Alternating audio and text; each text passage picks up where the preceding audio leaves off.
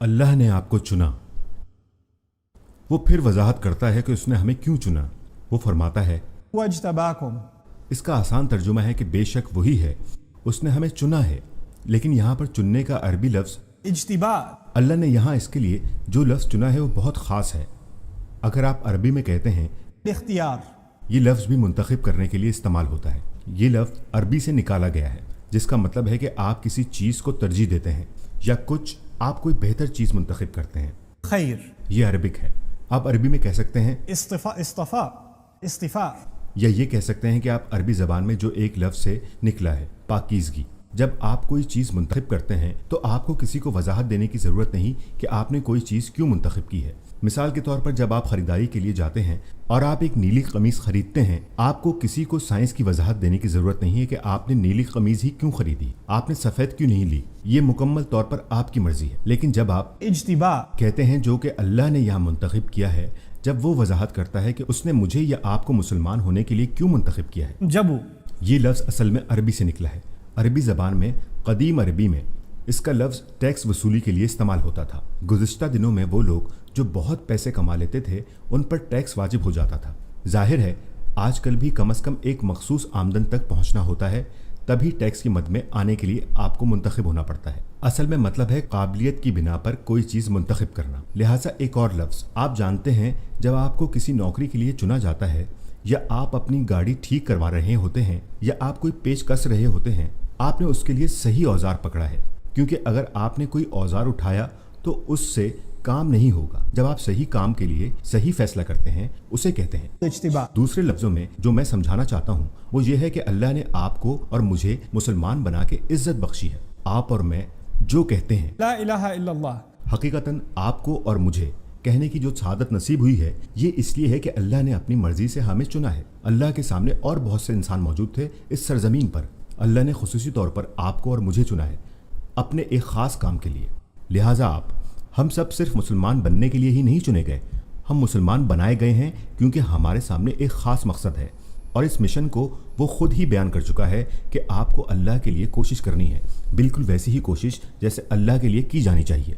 फिर वो मज़ीद फरमाता है هو اجتباكم. कि बिल आखिर अब जब मुझे एहसास हो गया है कि मुझे चुना गया है, मैं फिर भी सोचता हूँ कि ये बहुत मुश्किल काम है। मैं ये कैसे करूँगा? ठीक है, अल्लाह मुझ में वो देखता है जो मैं खुद अपने आप में नहीं देख सकता।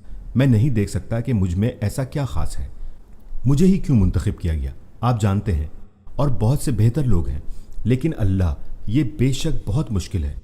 इस्लाम बहुत मुश्किल है। जो अल्लाह मुझसे चाहता है वो बहुत ज़्यादा है, मैं ये नहीं कर सकता। अल्लाह की तरफ से अगली आयत है وما جعل عليكم في الدين من حرج. उसने तुम्हारे लिए दीन में कोई मुश्किल नहीं रखी, कोई बेसकूनी, किसी भी किस्म की तंगी। असल में अल्लाह खुद आपसे फरमाता है कि बेफिक्र रहो, मैं इसे आसान बना दूंगा, तुम उस बारे में फ़िक्र मत करो। तुम सही आदमी हो इस काम के लिए, तुम सही औरत हो इस काम के लिए, तुम ही चुने गए हो इस वक्त, इस दिन, इस ज़माने के लिए। आप जानते हैं, आप जब अपने इर्द गिर्द देखते हैं, मुसलमान मीडिया की तवज्जो का मरकज़ बने होते हैं, सियासी पागलपन का। मैं बहुत मरतबा इंग्लैंड जाता हूँ, लेकिन आखिरी मरतबा जब मैं गया तो मुझसे बेइंतहा सवाल किए गए, तुम यहाँ क्या कर रहे हो? आप जानते हैं, मुझसे सवाल किया गया तुम यहाँ क्यों हो? ये पहले कभी नहीं हुआ। लिहाजा ये चीज़ें मुसलमानों के लिए मुश्किल से मुश्किल तर होती जा रही हैं। ये हो रही हैं बहुत से तरीक़ों से, लेकिन इससे कोई फ़र्क नहीं पड़ता। आप जानते हैं क्या, अल्लाह ने आपको और मुझे चुना है इस नस्ल में, इस दिन और इस दौर में पैदा होने के लिए, क्योंकि वो जानता है हमें किन मुश्किलात का सामना करना पड़ेगा। और इन तमाम मुश्किलों से लड़ने के लिए जो लोग मुंतखब किए गए हैं वो आज के ज़िंदा मुसलमान हैं। ये अल्लाह की मर्ज़ी है। यही वजह है कि हम इस वक्त सांस ले रहे हैं। अगर हमारा कोई मकसद ना होता, क्योंकि वो सिर्फ मकसद के लिए तख्लीक करता है।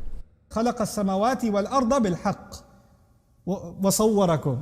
उसने आसमानों और ज़मीनों को बनाया एक ख़ास मकसद के साथ, और तुम्हें तख्लीक किया, और उसने आपको और मुझे तख्लीक किया और हमें इन हालात में रखा क्योंकि हमें एक मकसद पूरा करना है।